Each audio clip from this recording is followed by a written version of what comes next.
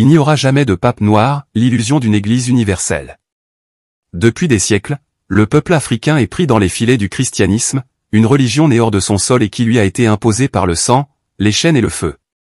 Pourtant, nombre de Noirs, aujourd'hui encore, persistent à s'y attacher avec une ferveur naïve, au détriment de leurs croyances ancestrales. Ils ignorent, ou refusent de savoir, que cette religion étrangère est historiquement liée à leur oppression.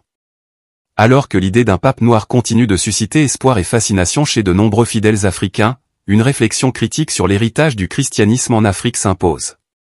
Au-delà de la foi, c'est une histoire de domination, de spoliation culturelle et de colonisation spirituelle qui doit être interrogée. Certains Noirs nourrissent l'espoir qu'un jour, un pape noir soit élu. Mais cette aspiration est un leurre. Les seuls papes africains de l'histoire étaient des Berbères romanisés, non des subsahariens. Aujourd'hui encore, malgré la vitalité du catholicisme en Afrique et le nombre croissant de vocations, le pouvoir au sein du Vatican reste concentré entre les mains d'une élite blanche. Certes, l'Afrique compte plusieurs cardinaux noirs et les églises sont pleines, mais la représentativité ne suffit pas à éradiquer le racisme qui gangrène l'institution. Ces figures servent de caution à une diversité de façades, sans jamais remettre en cause la confiscation du trône opérée au cœur même de l'institution.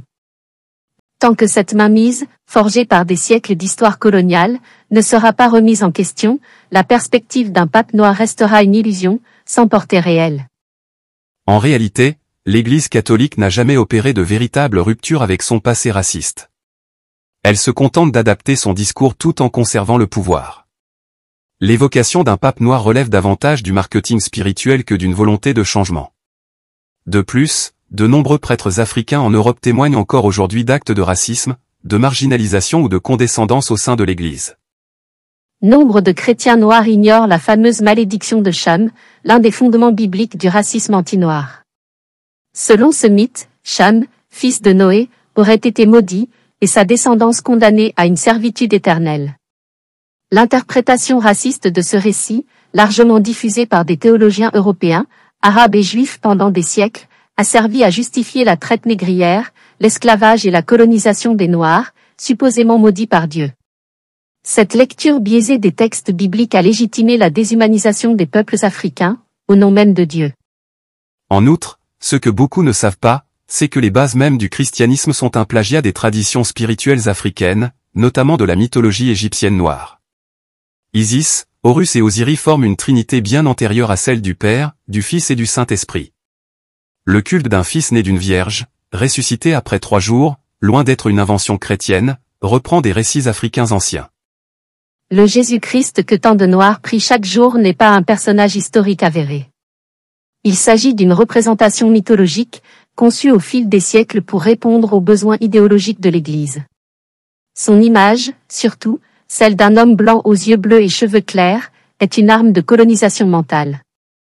En priant un Dieu blanc, les Noirs s'agenouillent devant l'icône de leur ancien bourreau. Ils perpétuent une soumission spirituelle et culturelle qui les empêche de retrouver leurs racines. À la lumière de tout ce qui précède, il devient évident que les Noirs ne devraient pas revendiquer ce qui ne leur appartient pas. Le christianisme, bien qu'étant mondialisé, et l'Église catholique, bien qu'elle se veuille une institution religieuse universelle, restent des produits de la civilisation européenne, forgés et imposés à l'Afrique à travers des siècles de violence et de domination coloniale. En dépit de la ferveur et de la croyance sincère de nombreux fidèles africains, il est essentiel de comprendre que cette religion ne contribue pas à l'émancipation et au bien-être spirituel du peuple noir, mais sert à l'assujettir. Les Noirs doivent prendre conscience du fait que le christianisme a été un instrument historique de leur oppression.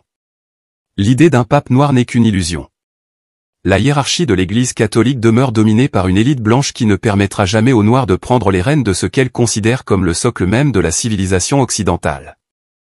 Les Noirs, malgré leur présence croissante dans les rangs de l'Église, resteront toujours à la périphérie de ce pouvoir. Il est grand temps pour eux de s'affranchir de cette soumission spirituelle et culturelle, de se réapproprier leur histoire et leur spiritualité ancestrale.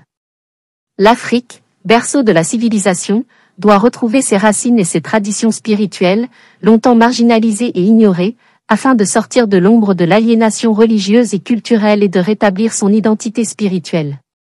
Axel Hilary. Pour vous informer davantage, retrouvez-nous sur www.ladepêchetabidjan.info, la vitrine de la renaissance culturelle de l'Afrique.